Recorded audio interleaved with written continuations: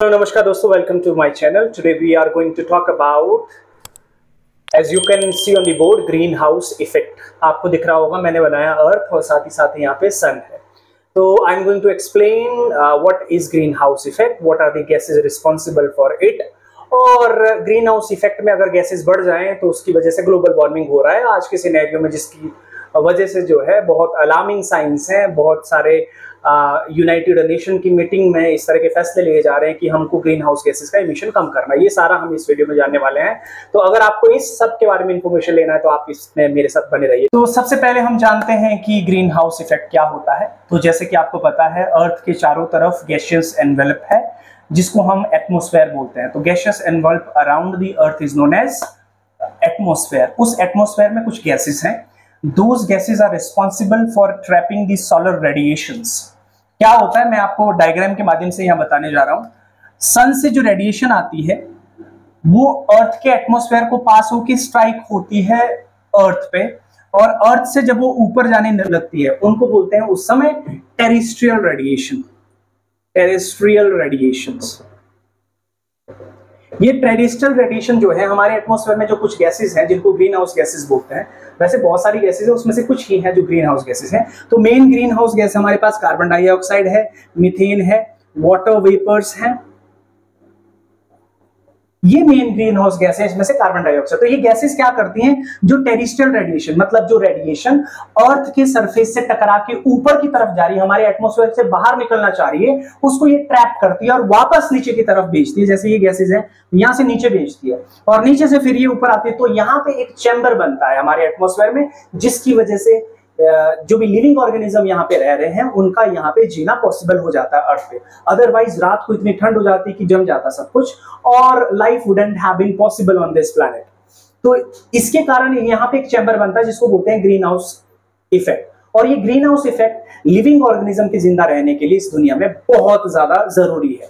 पर प्रॉब्लम कहाँ आती है कि ग्रीन हाउस इफेक्ट में जब ये कार्बन डाइऑक्साइड, आपको पता है कार्बन डाइऑक्साइड जो है प्लांट्स के द्वारा ली जाती है, बट अगर हम डिफोरेस्टेशन वगैरह कर रहे हैं उसकी वजह से क्या हो रहा है कि कार्बन डाइऑक्साइड एटमॉस्फेयर में ज्यादा हो रही है. साथ ही साथ हम इलेक्ट्रिसिटी जनरेट करने के लिए फॉसिल फ्यूल को जला रहे हैं ज्यादा से ज्यादा, जिसकी वजह से कार्बन डाइऑक्साइड की मात्रा या फिर मीथेन की मात्रा, वाटर वेपर्स की मात्रा एटमॉस्फेयर में बढ़ रही है.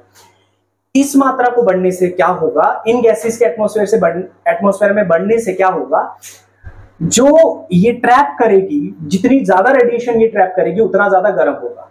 तो एक्सेस ग्रीन हाउस इफेक्ट को ही हम क्या बोल रहे हैं, global warming. What is global warming? तो हमारा जो ग्लोब है अर्थ, इसका ओवरऑल टेम्परेचर का इंक्रीज कर जाना, जिसकी वजह से बहुत सारी दिक्कतों का हमें सामना करना पड़ता है.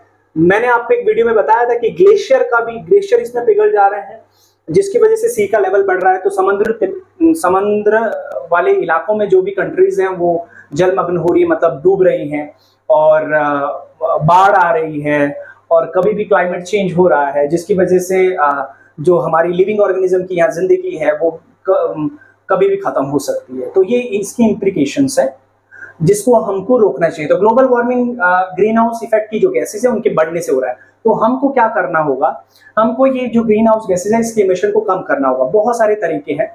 फॉसिल फ्यूल ना यूज करके एनर्जी जनरेशन के लिए हमको विंड एनर्जी का यूज करना चाहिए, या फिर न्यूक्लियर एनर्जी का हमको यूज करना चाहिए. साथ ही साथ हम क्या कर सकते हैं, इन गैसेस को कम करने के लिए डिफोरेस्टेशन को रोक सकते हैं और नए रिफॉरेस्टेशन कर सकते हैं, नए पौधे लगा सकते हैं. क्योंकि आपको पता है कि जो प्लांट्स है वो कार्बन डाइऑक्साइड को एब्जॉर्ब करते हैं और ऑक्सीजन को एटमॉस्फेयर में ले आते हैं, जिसकी वजह से कार्बन डाइऑक्साइड का जो लेवल है वो स्टेबल रहेगा एटमॉस्फेयर में. इस तरह की कुछ आप चीजें कर सकते हैं. अगर आपके पास भी कुछ ऐसे सुझाव है तो आप भी कमेंट बॉक्स में हमारे साथ जरूर लिख सकते हैं.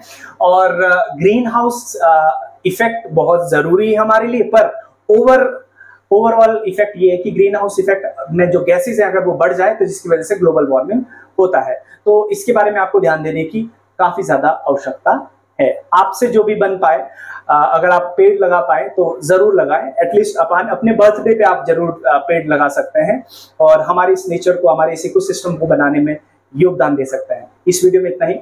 नमस्कार.